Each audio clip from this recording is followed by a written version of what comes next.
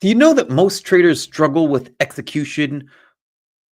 Today, I'm going to show you two traders who made huge strides by applying some very simple techniques. Both of these members are in our accelerator program.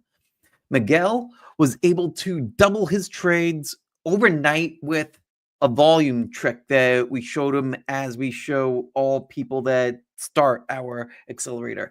Caleb was able to size up like a pro without increasing his risk. We'll walk through both of these trades and the samples right now. Let's jump into the charts, not waste a minute here. So I want to walk you through Miguel's trade, and I want to walk you through how you can take this and apply it today, not just on this trade that he happened to take in Hood, but to other trades like IWM, which was setting up in a very similar way today. So, well, what did Miguel do? And well, what did we show him inside the program? One of the things that we showed and talked about inside the program is how volume relates to price. And one of the things, well, with volume and price, well, when you will open up this chart of the daily time frame here, you see how price started out way up here in Hood, and then it got sold off, and it sold off all the way down here. And you see how volume kept on picking up to the downside, and on this day right here, the whole move seemed to have exhausted itself with this 20% drop, price closing at its low of the day, and also you have volume that was the heaviest that it's been since, I don't know, you have to go all the way back a few years practically to its IPO to find heavier volume than you had right here. So what did Miguel begin to see? What he began to see was that price action lined up pretty well with price action from a couple of months back, right around mid-December. Of course, that would also line up very well with a monthly low. So he's taking multiple time frames and seeing where those things line up. That'll become very important in a moment. So price hits those levels. It starts to rally, and it has a relatively weak rally so far off the lows, with volume beginning to decline. In fact, volume on this day right here is about half the volume of what it was over here. So when price makes this jump on this day right here, that's this past Monday, Miguel notices that. He notices that price is beginning to get a little bit extended in the short term. Now, something that you would want to know about Miguel is that he's relatively short-term swing trader, day trades. So for this kind of a move, he's looking to go short. Why? Because price is getting extended, not just on the daily time frame, but in using multiple time frame analysis. He'll take a look at this on a 30-minute chart. So let's pull up the 30-minute chart. Here it is. This is the same spot. I'll put up the other charts momentarily so you could see where the cursor lands. So you could see right over here, that's where price is at. So he's seeing this at the end of the day. So that's getting him primed for a short. So what did he do? He buys puts. He buys weekly puts that are slightly out of the money, expiring the same week. The reason why is because you get a lot of leverage that way. You get a lot of leverage, and you're able to minimize your risk because you're treating the premium of the option as the risk that you have on the table. So if it goes the wrong way, then you're out the entire premium. So what happened from here? Well, we see what happened from here. Price moved in the direction that Miguel thought that it would, and he was able to capitalize, having more than 100% gain on that trade just by holding it overnight. But what made this so good? Was it just the price extension? No.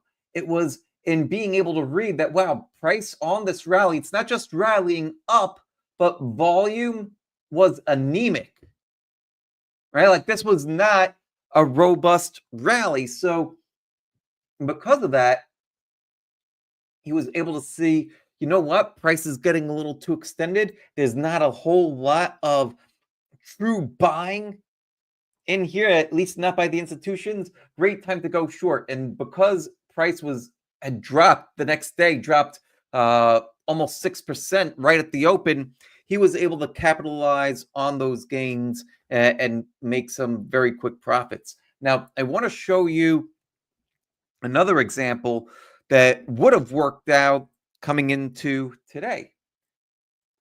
It's in IWM. Very similar pattern. Just expand this a little bit. You can see how price sold off for the past 3-4 weeks. Made a lower low last Thursday, then started to rally, and the rally has been on declining volume. So when you get to Wednesday, you could start to think, maybe it's time to go short. Why there? Well, this is where understanding different moving averages comes into play. That purple line on my chart is the 21-day exponential moving average. So if you begin to see this as a line in the sand and you wanted to try to get short somewhere in there, you could drop down to the 30-minute time frame once again. And you can see where price started to make the turn right in here, right at around Thursday at noon. You might begin to test that area, especially if you're a position trader, if you're an intermediate term swing trader like I am. I would say that my average holding period tends to be about a month on my winners. So for me, this isn't a trade that I would take. But if you're a short-term swing trader, like you're only holding for a couple of days, or if you're a day trader, that's a prime candidate right there, because you would be able to test this level right here versus the 21 EMA, and then with the puts, be able to ride that down fairly quickly, make the quick profits there. And you would be able to do that, not just because price happens to be near the 21 EMA, but how it's approaching. It's approaching with this wedging action on declining volume. Wedging action where you're wedging up and price is dropping, it shows weak demand. And because of that weak demand, it starts to tip the odds a little bit more in the favor of price declining. That's precisely what happened this morning. And if you were quick on the trigger, you could have banked on that one too. Do you have any comments or questions on any of that? As you do have questions on anything that I'm mentioning here, I'd love for you to put them into the chat. I want to make sure that everybody is following along and understands pretty well. All right, so that's what happened with Miguel. He waited for confirmation and then was able to execute with confidence on his trade in Hood. You saw the trade in Hood. You saw how we were able to apply a similar concept to IWM. You saw how Miguel was able to wait for confirmation and executed with confidence.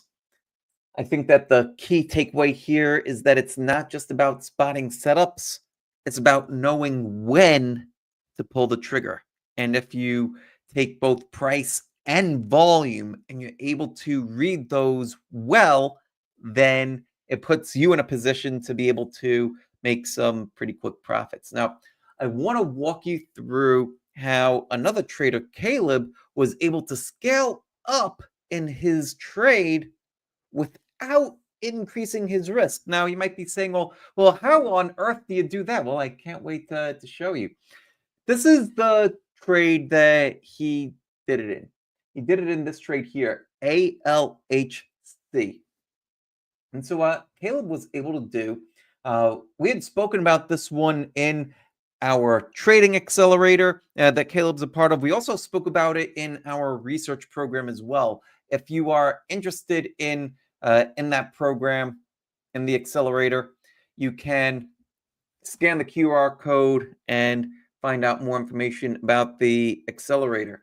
But what I want to share with you about this trade here in ALHC and what Caleb was able to do, we spoke about this one, this trade, and price had broken out right here at $16.30, and it was able to do that on pretty heavy volume down here, as you can see. Great. So price breaks out. The following day, price initially pulls back and retests that pivot. Caleb is able to add shares here without increasing his risk. Now, how is he able to do that? The reason why he's able to do that is because he's dynamically adjusting his stop placement. So when it first started out, the stop was down here, right about $15.25, or I believe it was actually $14.90. Let me put on some of these annotations over here. No, it was at $15.30. So he was able to get in at $16.30. Price pulls back. He's able to add to the trade and add just the right number of shares to where he's able to keep the original risk but have more size. The reason why that works out is because he's buying here and has his stop right below this day's low rather than the original stop placement. There's lots of ways to slice the turkey on this one. In this case, what he's doing, he's seeing a high probability setup. It's already proven itself to be a winner. How? Because of this strong breakout, heavy volume, doing everything perfectly. So when price pulls in, he has the option to say, you know what? I can actually increase my bet here without increasing my risk. He does that, and now price is up from the original entry about 8%, and he's doubled his size on that trade and doubled the profits that he's taken home with him. So well done to Caleb on that. I think that the key takeaway on this, the key takeaway is smart sizing. Bigger wins without bigger risk. Now, if you guys have questions, I want to open up the floor for questions on this trade, on either of those trades. The trades in Hood, we had a trade in Hood. We had a trade in IWM. We highlighted a trade in ALHC. All of them fantastic trades, all of them great strategies going into it. If you have questions on those, put them into the chat. If you have other questions that you'd like to ask, things that are trading related, something that you might be struggling with, some burning question that you have, now's the time. Put them into the chat, and we will go through all the questions that you have here.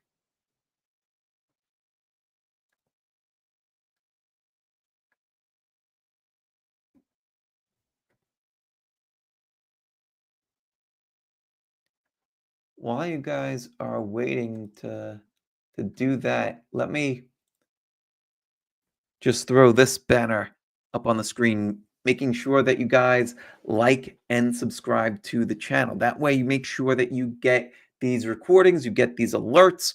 Lets you know exactly when we're going live. Earlier this week, we had a surprise live stream with my good friend James yesterday.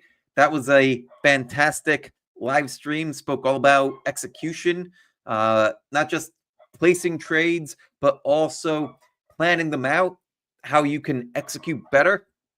We're doing more surprise streams like that and also dropping more content on these platforms. So make sure that you're subscribed or you like, and that'll make sure that you get these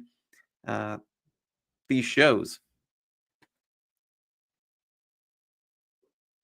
Also, if you're not already on our newsletter, make sure that you subscribe to the newsletter. The newsletter is right there on the screen, marawealth.com/newsletter.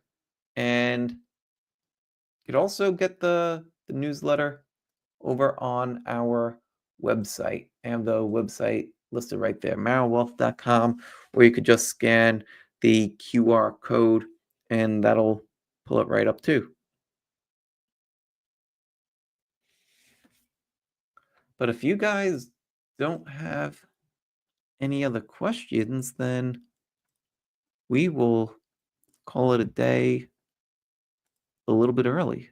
But I will give you guys one more moment to start asking some questions as I take a sip of water here.